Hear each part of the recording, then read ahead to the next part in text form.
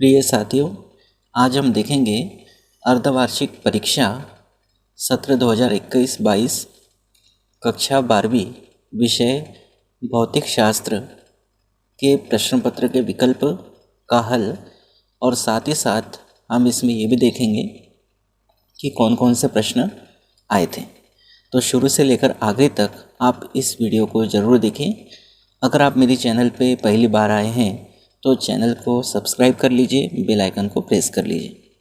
जैसा कि आप जानते हैं कि जो समय है वो 3 घंटे का है और पूर्णांक है 70, और साथ ही साथ इसमें कुछ निर्देश दिए हुए हैं कि कौन कौन से प्रश्न हैं, कितने अंक के आना है, और साथ ही साथ वस्तुनिष्ठ प्रश्नों को छोड़कर प्रत्येक प्रश्न में आपको आंतरिक विकल्प दिए गए। तो सबसे पहला जो प्रश्न है, सही विकल्प का चयन कर लिखिए। और पहला उसके अंतर्गत है, कोई पदार्थ 1 माइक्रोकूलम्ब से आवेशित है, इस पर कितने इलेक्ट्रॉनों की अधिकता या कमी है। तो इसका जो सही आंसर है वह है 6.25 गुणा 10⁻12 इलेक्ट्रॉनों की अधिकता। दूसरा है, अतिचालक पदार्थ की चालकता होती है, इसका सही उत्तर है अनंत। उसके बाद अगला है, वायु में स्थित एकांक धनावेश से निकलने वाले संपूर्ण विद्युत फ्लक्स का मान होगा।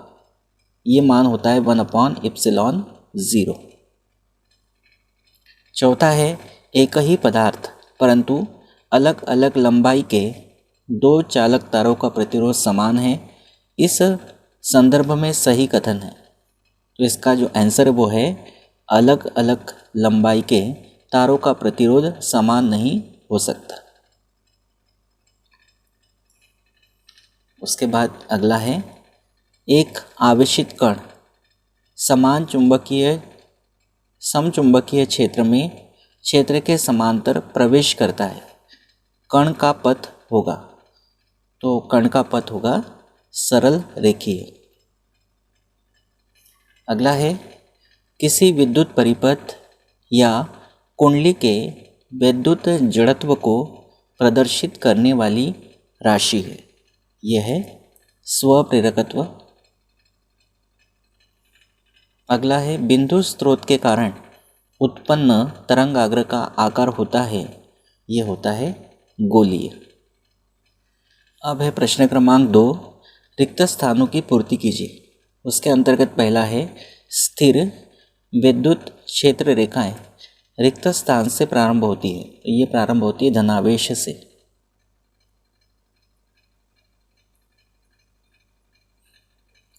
सेकंड है, किरचॉफ का प्रथम नियम रिक्त स्थान संरक्षण के सिद्धांत पर आधारित है, यह आधारित है आवेश संरक्षण के सिद्धांत पर। तीसरा है, चुंबकीय क्षेत्र में गतिमान आवेश पर लगने वाले बल को रिक्त स्थान कहते हैं, तो यह है लॉरेंज बल। लॉरेंज बल की परिभाषा है ये।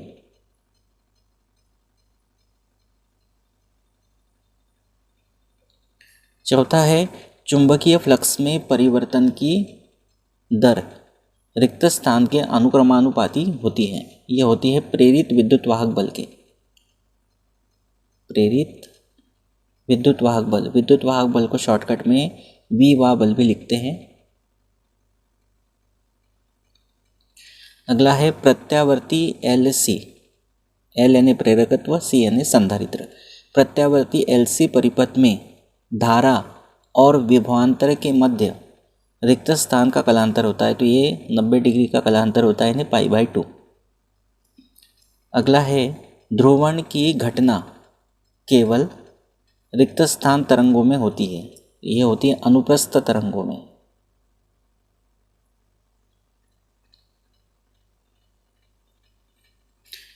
सातवां है, किसी सरल सूक्ष्मदर्शी के लिए बिंब का कोणीय साइज, बिंब यानी वस्तु, बिंब का कोणीय साइज प्रतिबिंब के कोणीय साइज से रिक्त स्थान होता है। तो आप यहाँ लिख सकते हैं छोटा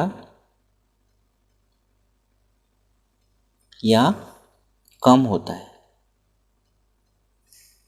उसके बाद चलते हैं प्रश्न नंबर 3 में। प्रश्न नंबर 3 है, एक वाक्य में उत्तर दीजिए। पहला है, कूलॉम बल एवं गुरुत्वाकर्षण बल में मुख्य अंतर क्या है। तो कूलॉम बल जो होता है, कूलॉम बल दो बिंदु आवेशों के बीच लगने वाला आकर्षण या प्रतिकर्षण बल है, जबकि गुरुत्वाकर्षण बल ब्रह्मांड में स्थित किन्हीं दो पिंडों के मध्य लगने वाला आकर्षण बल है। ये दोनों में अंतर हो गया। दूसरा है, द्रव्यमान स्पेक्ट्रोमीटर क्या है। तो द्रव्यमान स्पेक्ट्रोमीटर जो है, इसके बारे में हम कहेंगे कि द्रव्यमान स्पेक्ट्रोमीटर वह युक्ति है जो द्रव्यमान के अनुसार अणुओं एवं आयनित परमाणुओं को अलग अलग कर देता है, जिससे स्पेक्ट्रम उत्पन्न होता है। तीसरा है, धारावाही विद्युत पाश यानी लूप। धारावाही विद्युत पाश के चुंबकीय आघूर्ण यानी कैपिटल M का सूत्र लिखिए। तो ये सूत्र होता है कैपिटल M बराबर N इंटू आई इंटू ए। M बराबर NIA। जहाँ M क्या है ये तो आपको पता चल गया, चुंबकीय आघूर्ण है।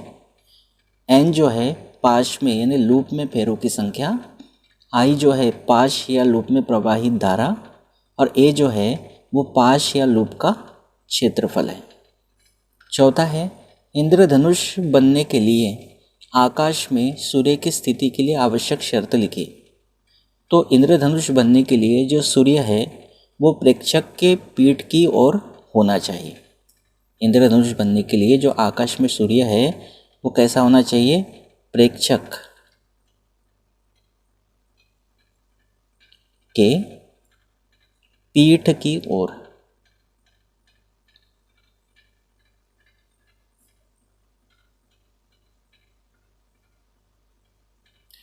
अगला है, +20 सेंटीमीटर फोकस दूरी वाले लेंस की क्षमता बताइए। तो लेंस की क्षमता का जो फार्मूला होता है, लेंस की क्षमता P बराबर होता है 1/, फोकस दूरी ये होनी चाहिए मीटर में। अब इसको हल करते हैं। 1/, यह है फोकस दूरी सेंटीमीटर में, तो सेंटीमीटर को मीटर में बदलने के लिए 100 का भाग देंगे, तो ये हो जाएगा 20/100 मीटर।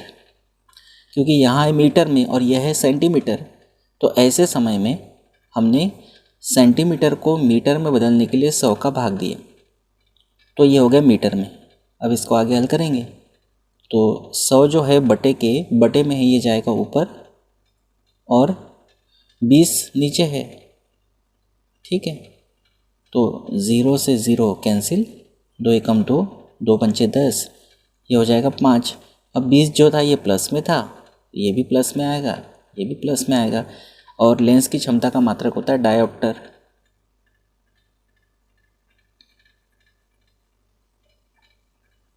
इस तरह से। छठा है, जब किसी विद्युत परिपथ को भंग किया जाता है तो उत्पन्न प्रेरित धारा की दिशा क्या होगी। तो जब किसी विद्युत परिपथ को भंग किया जाता है तो जो प्रेरित धारा की दिशा होती है वो मुख्य धारा की दिशा में प्रवाहित होती है। प्रेरित धारा मुख्य धारा की दिशा में प्रवाहित होती है ताकि मुख्य धारा का मान कम न हो सके।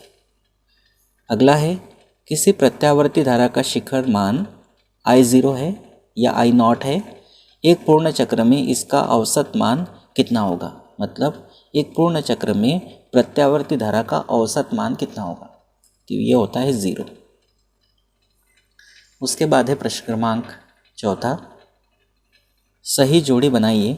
इसमें कॉलम अ और कॉलम ब है। तो उसके अंतर्गत पहला है विस्थापन धारा। विस्थापन धारा जो है इसमें कुछ आपको व्यंजक दिए हैं और कुछ मान दिए हैं, तो बहुत सावधानी से इसको आपको देखना है। विस्थापन धारा जो है, विस्थापन धारा का व्यंजक है ε0 d∅e/dt, यानी पहले का है। उसके बाद है चुंबक संबंधी गॉस नियम। तो चुंबक संबंधी गॉस नियम है लिरिल इंटीग्रेशन B.dA बराबर 0। ये दूसरे का है। तीसरा है विद्युत चुंबकीय तरंग का वेग। तो विद्युत चुंबकीय तरंग का वेग होता है 1/वर्गमूल में μ0 ε0। ये तीसरे का है। चौथा है सूक्ष्म तरंग। तो जो सूक्ष्म तरंग है इसके लिए जो मान है यहाँ पे 0.1 mm से 1 mm, 0.1 mm से 1 mm, यह है चौथे का। उसके बाद है पांचवा दृश्य प्रकाश। तो दृश्य प्रकाश जो है इसकी रेंज दी है 400 नैनोमीटर से 700 नैनोमीटर, ये पांचवे का है। और उसके बाद है फ्रेनेल दूरी। तो फ्रेनेल दूरी जो है ये होती है a² तो ये छठे की जोड़ी है। और विभेदन क्षमता जो है इसकी सही जोड़ी है 0.61 λ/a, सातवें की जोड़ी है। तो इस तरह से ये जो ऑब्जेक्टिव थे सारे ऑब्जेक्टिव इसमें मैंने आपको कवर करा दिए, एकदम सही ऑब्जेक्टिव आप लोगों तक पहुंचाए हैं। इसके अलावा क्वेश्चंस कौन कौन से आए थे। प्रश्न क्रमांक 5 है विद्युत क्षेत्र रेखाओं के 2 गुण लिखिए अथवा विद्युत आवेश के 2 गुण लिखिए। अगला प्रश्न है छठा, किसी कार को स्टार्ट करने पर उसकी हेडलाइट कुछ मंद क्यों हो जाती है अथवा किसी सेल का विद्युत वाहक बल मापने के लिए वोल्टमीटर की अपेक्षा विभवमापी अधिक श्रेष्ठ क्यों माना जाता है। सातवां प्रश्न है 3 ओम के 3 प्रतिरोध पार्श्व क्रम में संयोजित है, संयोजन का तुल्य प्रतिरोध ज्ञात कीजिए। अथवा किसी कार की संचायक बैटरी का विद्युत वाहक बल 12 वोल्ट है, यदि इसका आंतरिक प्रतिरोध 0.5 ओम हो तो इस बैटरी से अधिकतम कितनी धारा ली जा सकती है।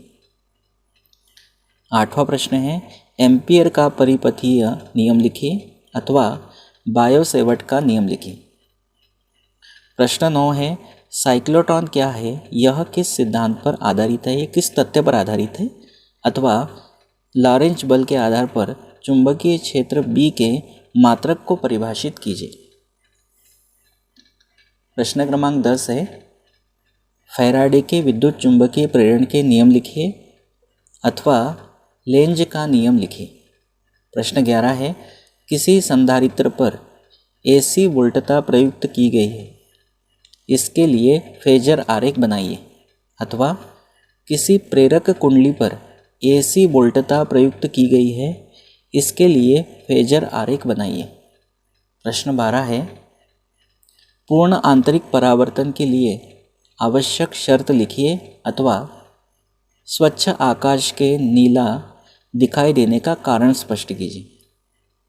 उसके बाद है प्रश्न 13 ताप बढ़ने पर किसी पदार्थ की प्रतिरोधकता क्यों बढ़ जाती है अथवा किसी सेल के आंतरिक प्रतिरोध टर्मिनल वोल्टता एवं विद्युत धारा में संबंध स्थापित कीजिए।